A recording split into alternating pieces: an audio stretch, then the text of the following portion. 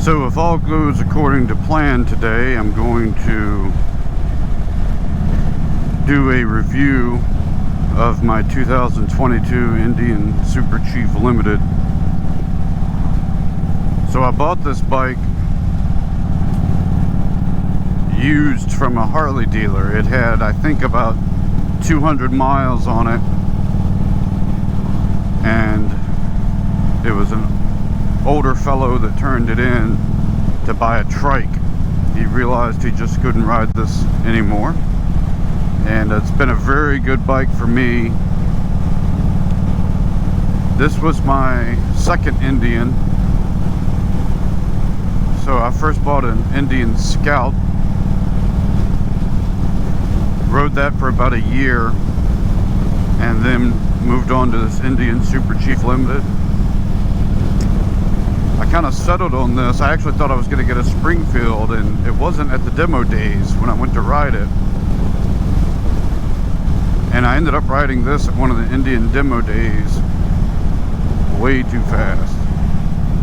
Ended up riding this at one of the Indian demo days and really just liked the look and the feel of it.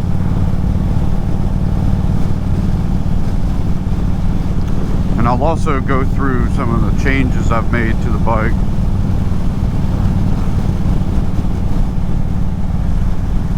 Which I made, you know, for me it was a good number of changes.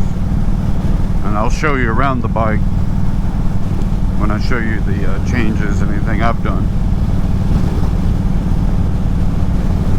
One of the things I like about the bike is, first of all, I get a ton of compliments on this bike. When I'm stopped at a gas station, grocery store, you know, out riding around, the color, this maroon, reddish color, you know, it's not black, so it's a little different. The chrome on the engine, which honestly I kind of always thought I would get a blacked out bike, but I don't like some of the other features on the blacked out bike, so I went this route, and I'm glad I did. I get a lot of compliments on the look of the bike. I like the look of the spoke wheels. Now you're going to see one of the changes I made was I ended up swapping out the spoke wheels with alloy mag wheels, if you will, from a Chief.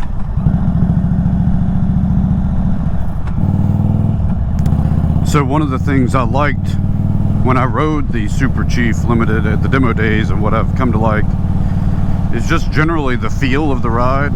I've only been riding for about 2.5 years, and this bike, kind of like the Scout, had a good center of gravity, a little lower. I definitely like that I can put both feet on the ground at a stop. I'm about 5'8", and I can put both feet down on the ground.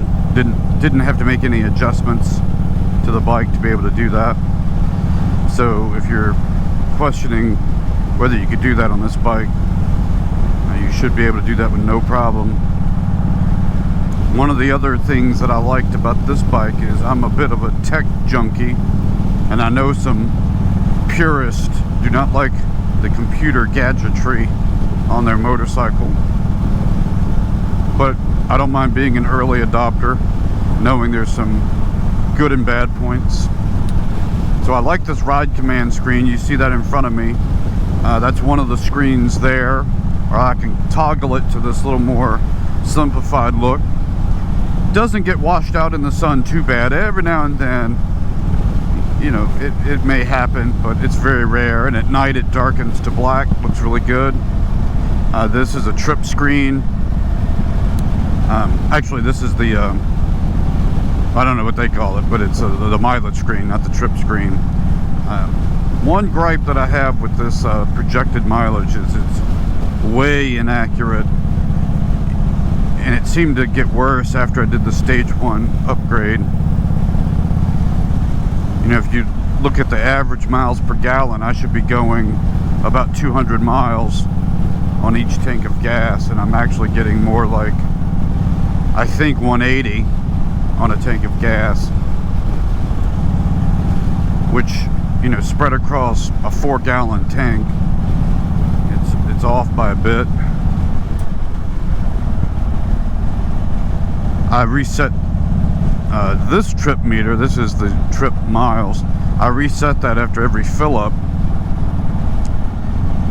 and I've never wound it down to completely empty, but it basically warns me around 180 to 185 that I'm needing to fill up. And what I don't understand is the low fuel light is supposed to come on at 1 gallon roughly left, and I'll be down and it'll still say I have 33 miles to go before I'm on empty, but the low fuel light hasn't come on yet.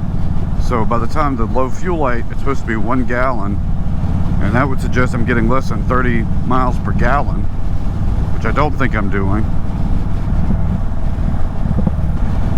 This is the navigation screen. Now, this is the fuel range, and this screen is probably my biggest gripe.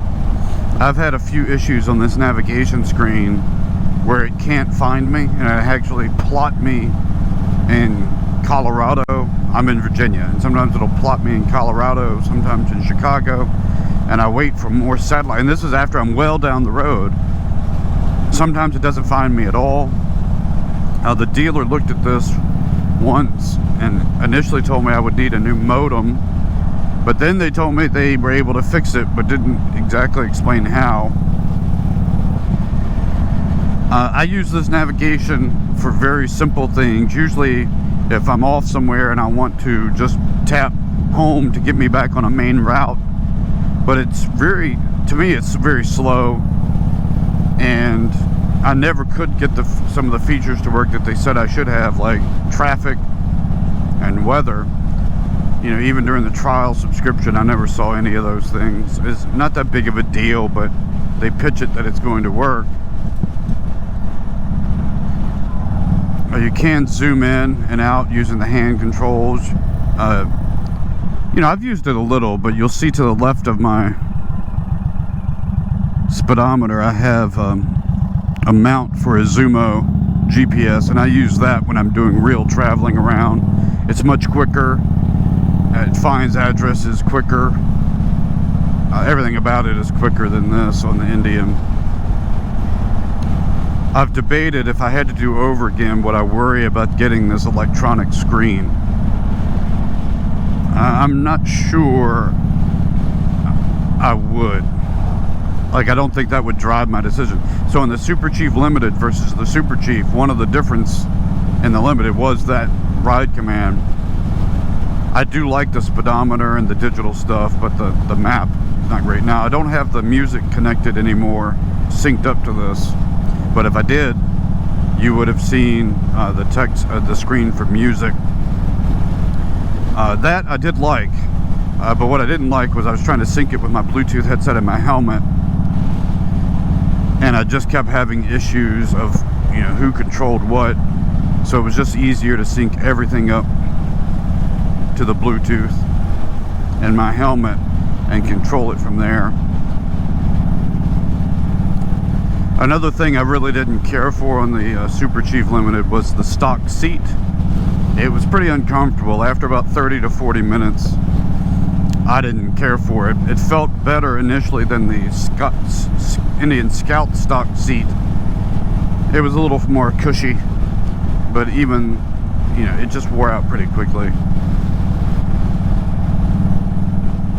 So I swapped it out with a Corbin Solo seat, and I removed the passenger pillion.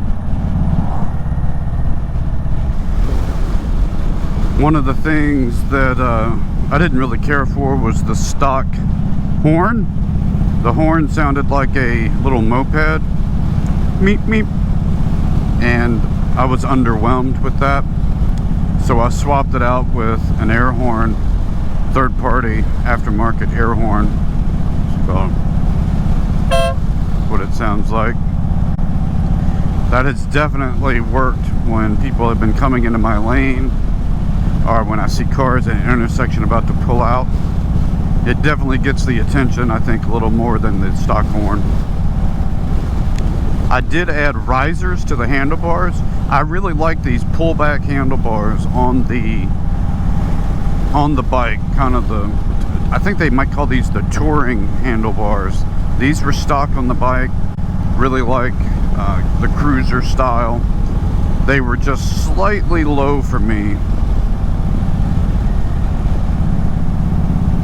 So I installed the risers that you see. I'd say every project I do turns into be a bigger problem because I'm kind of a novice at turning a wrench on some of this stuff. And the dealer helped me carry it across the finish line by lining it up a little better than I had it. But I really like the riser combo now. I also installed riding lights. I had the dealer do that actually.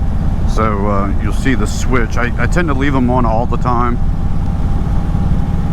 And they really do make a big difference at night. They light up the side, from side to side basically, and then some of the ditches, into the ditches on each side. So I live out in a rural area, and you know, deer and possums and raccoons are always on the road at night. And with just a single headlamp,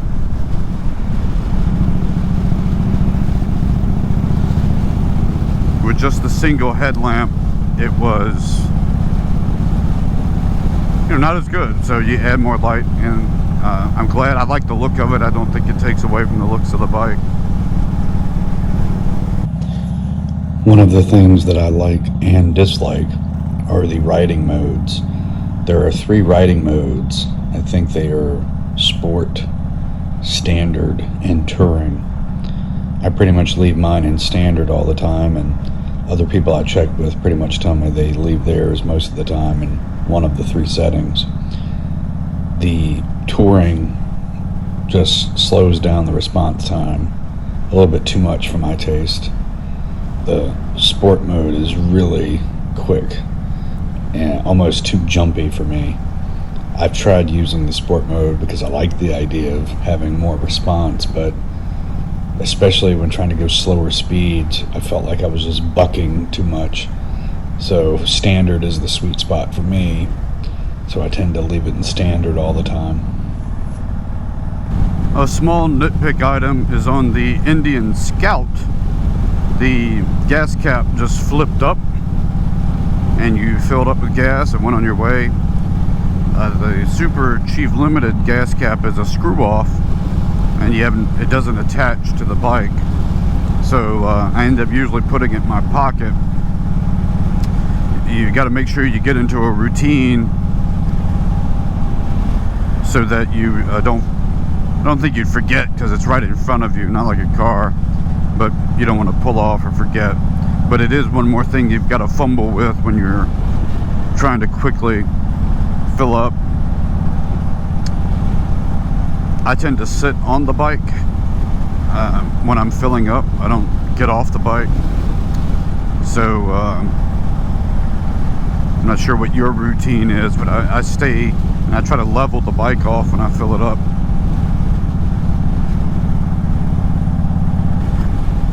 One of the things I do not like about this bike are the rear shocks. They have a preload adjustable, and I've messed with that. But anytime I hit any bump that's the least bit significant, it can be pretty painful. It's quite a spine adjustment when this bike hits. The front I don't notice as much, and I'm not an expert on these things whatsoever. People like right there, and you know, those bumps, the bike doesn't give very much. There's a couple of bridges that I go over that have little bumps getting on and off, and this thing can be brutal. Sometimes I have to like kind of just stand up off the seat to take the brunt of it. So this is my bike here, the 22 Indian Super Chief Limited. You will see that I did remove the spoke wheels and ended up putting some Indian Chief wheels. I did this mainly because I could not find anybody to really want to work on the spoke wheels, and in case I ever had a flat, I wanted to be able to quickly repair it on my own on the road if needed. I added the crash bars. I added these driving lights on the front. There's the risers that I mentioned that I installed. It had the word Indian on the side, and I removed that and put the decals on because I like the headdress. Did the stage 1 upgrade that you see here with the flash. I put these Indian brand more decorative footboards on. Put the Indian Corbin seat. Sorry, not the Indian Corbin seat. I put the Corbin seat and removed the passenger seat. Replaced it with this luggage rack with the Indian brand luggage bag. I use this third-party bag. I did add the license plate bracket. Added this flag. You can't tell it sitting here, but I added a device that makes the brake lights blink when you press them. Did the Dean Speed exhaust. Much better than the stock exhaust. The dealership said, the guys in the shop were telling me they think mine's the best sounding Chief that comes through with these Dean Speeds. They like those. I removed the little plastic cheap word Indian they had here and put in a copper coin that somebody gave me the idea for online. Kind of like the look of that. I added this cover for the gas cap, kind of that decorative cover. I like that. Did add the Zumo navigation GPS that you see there. These are the Indian brand mirrors that I bought to replace a teardrop style that came. I know many people say it's the same dimensions, but I think I can see better out of these than the originals, and I like the way they look. Added the wind deflectors to deal with the head buffeting. That's helped a little. And I don't have the windshield on right now, but I added a Freedom Shield windshield. Also, I did add these little Bluetooth tire monitoring for the tire pressure.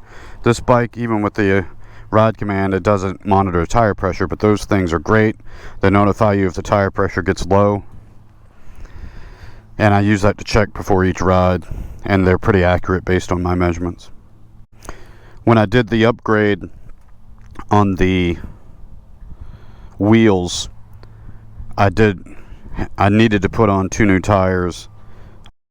Actually, I think the front tire was the same, but I went ahead and put new Dunlop American Elite tires, which is different than the stock tire that comes on it. Well, I think that's about it for looking at the bike. Overall, I really like this bike. I may end up keeping it even if I buy another Indian. I really like the ride. Overall, a big fan of the bike. I've got, I think 12,300 miles. Haven't had anything major. They've had a couple of recall issues that are minor. I would definitely buy it again. Truth be told, I wanted the blue one. I thought, blue is my favorite color. Thought that I would try to find that one, but when this one popped up for cheaper and without some of the steep fees of buying brand new, it just made sense to go for this one.